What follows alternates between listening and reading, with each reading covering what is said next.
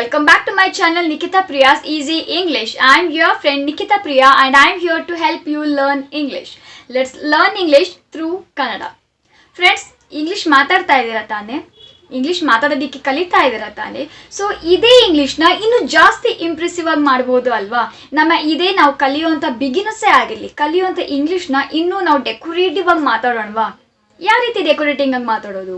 Just ಅದು ಇದು ಹಾಕ್ಬಿಟ್ಟು ಡೆಕೋರೇಟಿಂಗ್ ಅಂತ ಅಲ್ಲ, ಕೆಲವು ತುಂಬ ಕಾಮನ್ ಈಸಿ ಆಗಿರೋಂಥ ಫ್ರೇಸಸ್ನ ನಾನು ಇವತ್ತು ನಿಮಗೆ ಹೇಳ್ಕೊಡ್ತಾ ಇದ್ದೀನಿ. ಕೆಲವು ಗೋಲ್ಡನ್ ಫ್ರೇಸಸ್ ಅಂತಾನೆ ಹೇಳ್ಬೋದು.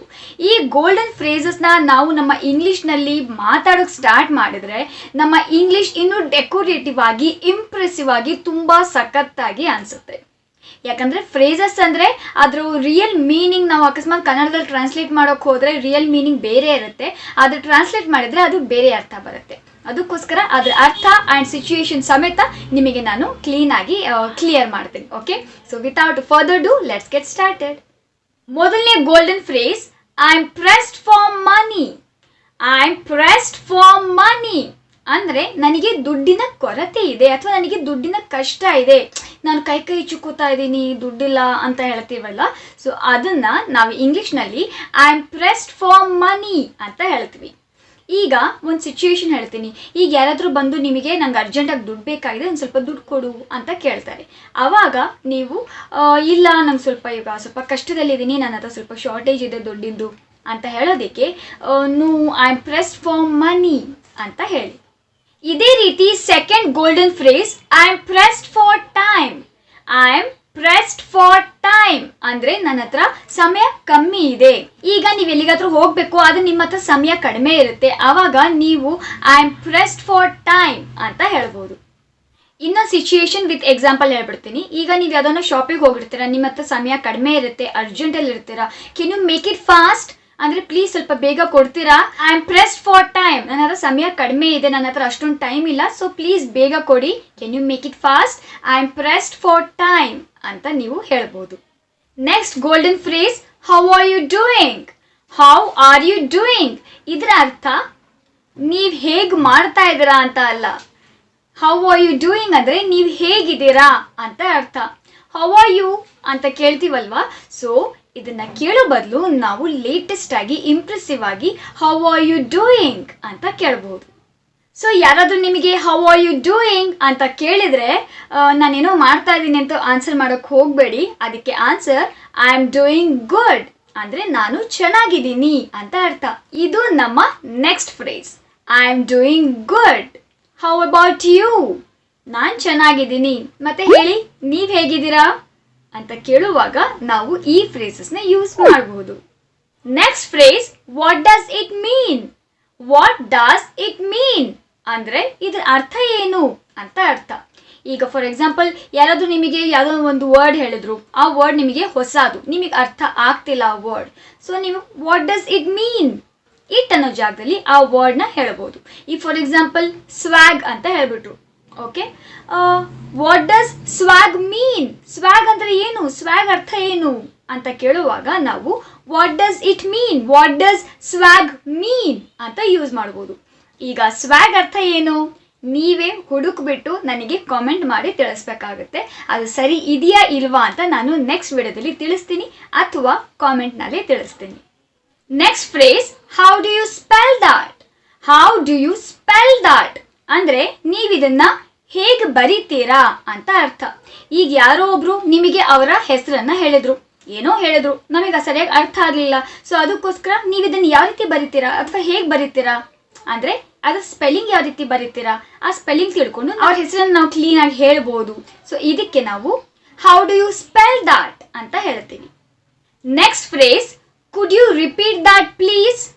Could you repeat that please ಅಂದರೆ ಈಗ ಯಾರಾದರೂ ಏನೋ ಒಂದು ಹೇಳಿದ್ರು, ನಿಮಗೆ ಸರಿಯಾಗಿ ಅರ್ಥ ಆಗಲಿಲ್ಲ, ಇನ್ನೊಂದ್ಸಲ ಹೇಳ್ತೀರಾ ಪ್ಲೀಸ್ ಅಂತ ಹೇಳ್ತೀವಲ್ವ, ಸೊ ದಯವಿಟ್ಟು ಪ್ಲೀಸ್ ಇನ್ನೊಂದ್ಸಲ ಹೇಳ್ತೀರಾ ಅನ್ನೋದಕ್ಕೆ ಕುಡ್ ಯು ರಿಪೀಟ್ ಪ್ಲೀಸ್. ಅಥವಾ ಇದನ್ನ ಹೀಗೂ ಹೇಳ್ಬೋದು, could you say that again please. Could you repeat that again ಅಂತಾನು ಹೇಳ್ಬೋದು, ಅಥವಾ could you say that again please ಅಂತಾನು ಹೇಳ್ಬೋದು. Next phrase, let bygones be bygones. Let bygones be bygones ಅಂದರೆ ಆಗಿದ್ದನ್ನ ಮರ್ತ್ ಬಿಡು ಅಂತ ಅರ್ಥ.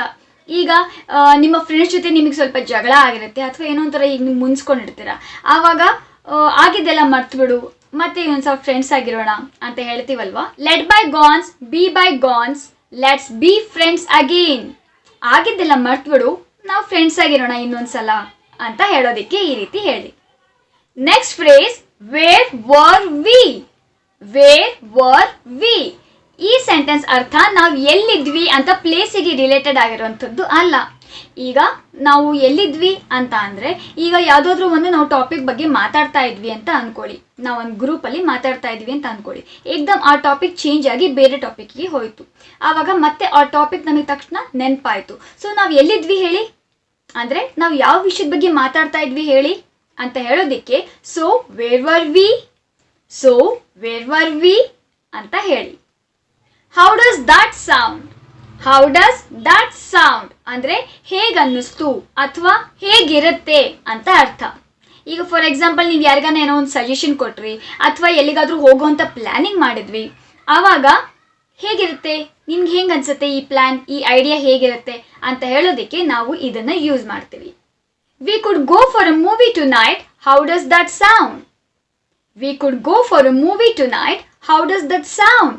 ಸೊ ಏನೋ ಒಂದು ಪ್ಲ್ಯಾನಿಂಗ್ ಮಾಡ್ತಾ ಇರ್ತೀರಾ, ನಿಮಗೆ ಗೊತ್ತಾಗ್ತಾ ಇರಲ್ಲ, ಓಕೆ ಇವತ್ತು ರಾತ್ರಿ ನಾವು ಮೂವಿಗೆ ಹೋಗೋಣ, ಇವತ್ತು ಸಂಜೆ ನಾವು ಮೂವಿಗೆ ಹೋಗೋಣ, ಹೇಗಿರುತ್ತೆ, ಹೇಗನ್ನಿಸ್ತು ನಿಮಗೆ ಐಡಿಯಾ ಅಂತ ಕೇಳ್ತೀವಲ್ವಾ. ಸೊ ಆವಾಗ ನೀವು ಈ ಥರ ಈ ಫ್ರೇಸ್ನ ಯೂಸ್ ಮಾಡ್ಬೋದು. ಇದನ್ನೇ ಯಾರಾದರೂ ಬೇರೆಯವರು ನಿಮಗೆ ಕೇಳಿದಾಗ ಹೌ ಡಸ್ ದಟ್ ಸೌಂಡ್ ಅಂತ ಕೇಳಿದಾಗ, ನಿಮ್ಮ ಒಪಿನಿಯನ್ ಕೇಳಿದಾಗ, ಸೊ ನಿಮ್ಮ ಆನ್ಸರ್ ಏನಾಗಿರಬೇಕು, that sounds great. So next phrase ಇದೆ, ದಟ್ ಸೌಂಡ್ಸ್ ಗ್ರೇಟ್ ಅಂದರೆ ತುಂಬ ಚೆನ್ನಾಗಿರುತ್ತೆ ಅಂತ ನಿಮ್ಮ ಒಪಿನಿಯನ್ ಹೇಳಬೇಕಾಗುತ್ತೆ. ಇಲ್ಲಿ ಜಸ್ಟ್ ದಟ್ ಸೌಂಡ್ಸ್ ಗ್ರೇಟ್ ಅಷ್ಟೇ ಅಲ್ಲ, ಈ ಗ್ರೇಟ್ ಜಾಗದಲ್ಲಿ ಬೇರೆ ಬೇರೆ ವರ್ಡ್ಸ್ ನಾವು ಆ್ಯಡ್ ಮಾಡ್ಬೋದು. ದಟ್ ಸೌಂಡ್ಸ್ ಫ್ಯಾಂಟಾಸ್ಟಿಕ್ ಅಂತ ಯೂಸ್ ಮಾಡ್ಬೋದು, ಅಥವಾ ದಟ್ ಸೌಂಡ್ಸ್ ಟೆರಿಫಿಕ್ ಅಂತ ಯೂಸ್ ಮಾಡ್ಬೋದು, ಅಥವಾ that sounds good or that sounds awesome ಅಥವಾ ದಟ್ ಸೌಂಡ್ಸ್ ಕೂಲ್. ಸೊ ಈ ರೀತಿ ಬೇರೆ ಬೇರೆ ರೀತಿಯಲ್ಲಿ ನಾವು ಈ ರೀತಿ ಅವರಿಗೆ ಆನ್ಸರ್ ಮಾಡಬಹುದು. ನೆಕ್ಸ್ಟ್ ಫ್ರೇಸ್, ನಾಕ್ it off.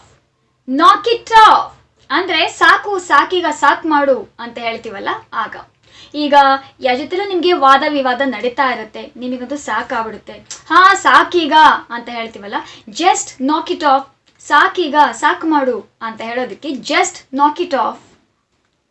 Next phrase, don't ನ್ಯಾಗ್ ಮೀ. ಡೋಂಟ್ ನ್ಯಾಗ್ ಮೀ ಅಂದರೆ ನನ್ನ ತಲೆ ತಿನ್ಬೇಡ ಅಂತ ಅರ್ಥ. ಈಗ ಯಾರು ಚಿಕ್ಕ ಮಕ್ಕಳು, ನೀವೇನೋ ಕೆಲಸದಲ್ಲಿ ಬ್ಯುಸಿ ಇರ್ತೀರಾ, ಪದೇ ಪದೇ ಬಂದು ನನಗೆ ಅದು ಬೇಕು ಇದು ಬೇಕು ಅಂತ ಸುಮ್ಮನೆ ಹೀಗೆ ಕಾಟ ಕೊಡ್ತಾ ಇರ್ತಾರೆ, ಆವಾಗ ನನ್ನ ತಲೆ ತಿನ್ಬೇಡ ಅಂತ ಹೇಳ್ತೀವಲ್ವಾ, ಡೋಂಟ್ ನ್ಯಾಗ್ ಮೀ. ಸೊ ಆವಾಗ ನೀವು ಈ ಫ್ರೇಸ್ನ ಯೂಸ್ ಮಾಡ್ಬೋದು. Next phrase, so for so good. So for so good ಅಂದರೆ ಸದ್ಯಕ್ಕಂತೂ ಚೆನ್ನಾಗಿ ನಡೀತಾ ಇದೆ ಅಂತ. ಈಗ ಯಾರಾದರೂ ಬಂದು ಏನು ಹೇಗೆ ನಡೀತಾ ಇದೆ ನಿನ್ನ ಬಿಸ್ನೆಸ್ ಅಂತ ಕೇಳಿದಾಗ, ಇಲ್ಲಿವರೆಗೂ ಚೆನ್ನಾಗಿ ನಡೀತಾ ಇದೆ ಅಥವಾ ಸದ್ಯಕ್ಕಂತೂ ಚೆನ್ನಾಗಿ ನಡೀತಾ ಇದೆ, ಸೋ ಫಾರ್ ಸೋ ಗುಡ್ ಅಂತ ಹೇಳಿ. Next phrase, that rings a bell. That rings a bell ಅಂದರೆ ಈಗ ಯಾರಾದರೂ ಏನೋ ಮಾತಾಡ್ತಾ ಇರ್ತಾರೆ, ಸೊ ಆ ಮಾತಿಂದ ಅಥವಾ ವರ್ಡ್ನಿಂದ ನಿಮಗೆ ಥಟ್ ಅಂತ ಏನೋ ಒಂದು ನೆನಪಾಗ್ಬಿಡುತ್ತೆ, ಹಾಂ ಈಗ ನನಗೆ ನೆನಪಾಯಿತು ಅಂತ ಹೇಳ್ತೀವಲ್ವಾ. ಸೊ ಅಥವಾ ಈ ವರ್ಡ್ನ ನನಗೇನೋ ನನ್ನ ನೆನಪಾಯಿತು ಅಂತ ಹೇಳ್ತೀರಲ್ವ, ಅವಾಗ ಹಾಂ ದಟ್ ರಿಂಗ್ಸ್ ಅ ಬೆಲ್ ಅಂದರೆ ಬೆಲ್ ರಿಂಗ್ ಆಯಿತು ಅಂತಲ್ಲ, ತಕ್ಷಣ ಥಟ್ ಅಂತ ನನಗೇನೋ ನೆನಪಾಯಿತು ಅಂತ ಅರ್ಥ. ಆಲ್ರೈಟ್ ಗಾಯ್ಸ್, ಇವತ್ತಿಗೆ ಈ ವಿಡಿಯೋ ಇಷ್ಟೇ. ಈ ವಿಡಿಯೋ ನಿಮಗೆ ಇಷ್ಟ ಆಗಿದೆ ಅಂತ ಅನ್ಕೋತೀನಿ. ಆ್ಯಂಡ್ ನೀವು ರೆಗ್ಯುಲರ್ ಆಗಿ ಡೈಲಿ ನಿಮ್ಮ ಇಂಗ್ಲೀಷ್ನಲ್ಲಿ ಈ ಗೋಲ್ಡನ್ ಫ್ರೇಸಸ್ನ ಯೂಸ್ ಮಾಡ್ತೀರಾ ಅಂತಲೂ ಅಂದ್ಕೊಂಡಿದ್ದೀನಿ. ಸೊ ಫ್ರೆಂಡ್ಸ್, ಇವತ್ತಿನ ವಿಡಿಯೋ ನಿಮಗೆ ಇಷ್ಟ ಆಗಿದ್ರೆ ಪ್ಲೀಸ್ ಲೈಕ್ ಮಾಡಿ ಆ್ಯಂಡ್ ನನ್ನ ಚಾನಲ್ನ ಸಬ್ಸ್ಕ್ರೈಬ್ ಮಾಡಿ, ಪಕ್ಕದಲ್ಲಿ ಬೆಲ್ ಐಕಾನ್ ಕಾಣುತ್ತೆ ಅದನ್ನು ಪ್ರೆಸ್ ಮಾಡಿ, ನಾನು ಹೊಸ ವಿಡಿಯೋ ಅಪ್ಲೋಡ್ ಮಾಡಿದಾಗಲಿಲ್ಲ ನಿಮಗೆ ನೋಟಿಫಿಕೇಶನ್ ಬರ್ತಾ ಇರುತ್ತೆ.